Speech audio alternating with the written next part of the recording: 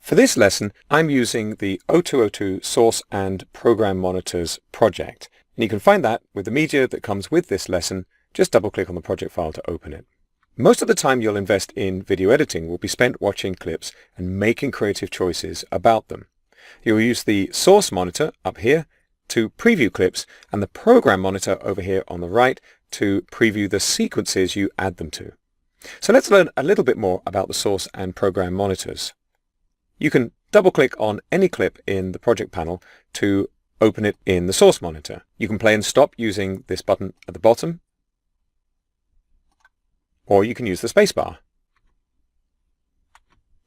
At the bottom left-hand corner, you can see we've got this series of 8 digits. In fact, we've got something very similar over on the right.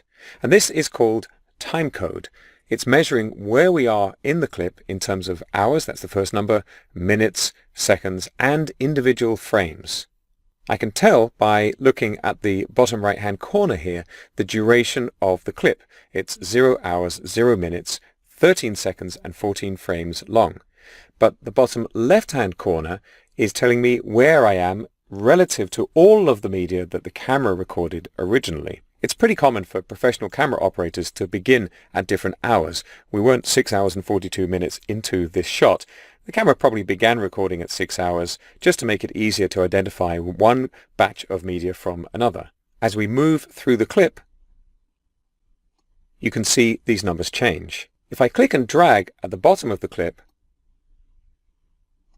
I can move to view different parts of it. This can be a quick way of familiarizing yourself with your media, and in fact clicking and dragging in this way is called scrubbing. If you want to move through the clip more precisely, you can use these 1 frame forward and 1 frame backwards buttons. You can also use the arrow keys on the keyboard. Here's the right arrow and the left arrow.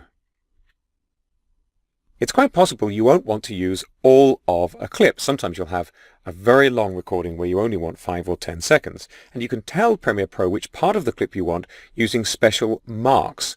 These are called in or out marks. The in mark is the beginning of the part you want, and we can add that mark by clicking the Mark In button right here. And I'll move my playhead a bit later in the clip and click the Mark Out button to specify the end of the part that I want.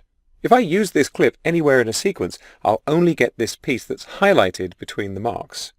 I can update the marks anytime I like, so if I click earlier on in the clip here, in this mini timeline, I can click the Mark In button again, and you can see the clip updates. You'll notice as well, now I've chosen a part of the clip, this duration indicator at the bottom right corner has gotten shorter. Now we've just chosen 6 seconds and 23 frames. These marks are persistent. You can close the project and they'll still be applied when you next view the clip. If you want to remove the marks, you can right-click in the picture and choose Clear In and Out.